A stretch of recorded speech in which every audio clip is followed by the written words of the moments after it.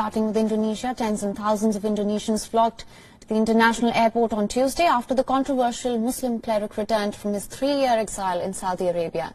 Rizieq, the leader of the Islamic Defenders Front, left Indonesia in 2017 after facing criminal charges including pornography and insulting the state ideology. Charges were then dropped in 2018 by the Indonesian authorities with lack of evidence. Chaotic scenes erupted at the airport. Thousands of followers gathered to catch a glimpse of their leader. The crowd chanted, "God is great," marching towards the arrival gates, anticipating their leader's arrival. His supporters, holding placards and banners, cheered with joy as Shihab walked through the immigration gates with his family.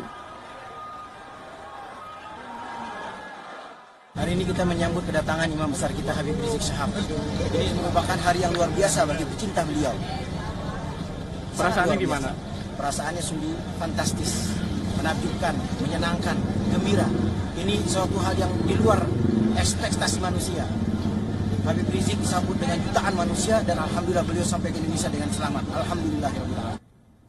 Shortly after arriving home in Jakarta, Shihab called for a fight against injustice. Addressing his supporters, Shihab said, and I'm quoting here, "My return home today is to call on you and to invite all Indonesian Muslims to join in a moral revolution. Do you agree?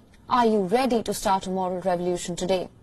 He said that the moral revolution should include fighting all kinds of injustice and corruption. He asked for changing the human nature from conducting bad deeds to good ones. The massive crowds halted traffic to and from the airport, forcing several airlines to delay their flights. Airport authorities say that many of his followers spent the night at the airport waiting for the cleric's arrival. To maintain order, over 1,500 security personnel were deployed at the airport, including the military, and in a TV address, the group's spokesman urged the followers to maintain order and abide by the coronavirus protocols. He said, and I'm quoting again, "We did not mobilize them to come. They came voluntarily because they had long missed their beloved leader."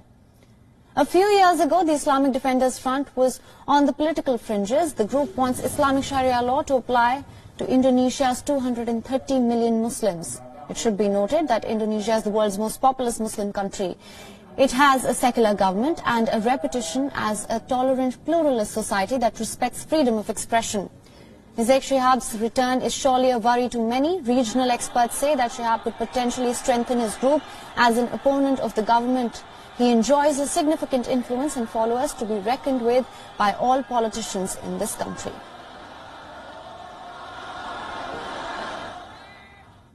And for more on this story, we have journalist Vandana Nanwani from Jakarta. Thank you so much for joining us. Could you begin by telling us a little bit about Shihab's return to Indonesia? Yes, thank you. So yesterday, really, as you said, thousands of people gathered to the airport to welcome the leader of the Islamic Defenders Front. And, you know, as local citizens, we did not really expect or anticipate such a huge crowd. As you said, again, it delayed around 27 flights. A lot of passengers who had flights that day really had to get down from their car and walk to the airport. They also passed across the whole city, really welcoming him. And his destination was his house in West Jakarta. Of course, as you said, he was involved in a few cases such as pornography and the defamation of the official state ideology, or the Pancasila, which is really the foundation of Indonesia. However, because of lack of evidence, those charges were dropped. And that was also the reason why he fled to Saudi Arabia in the first place for 3 years now.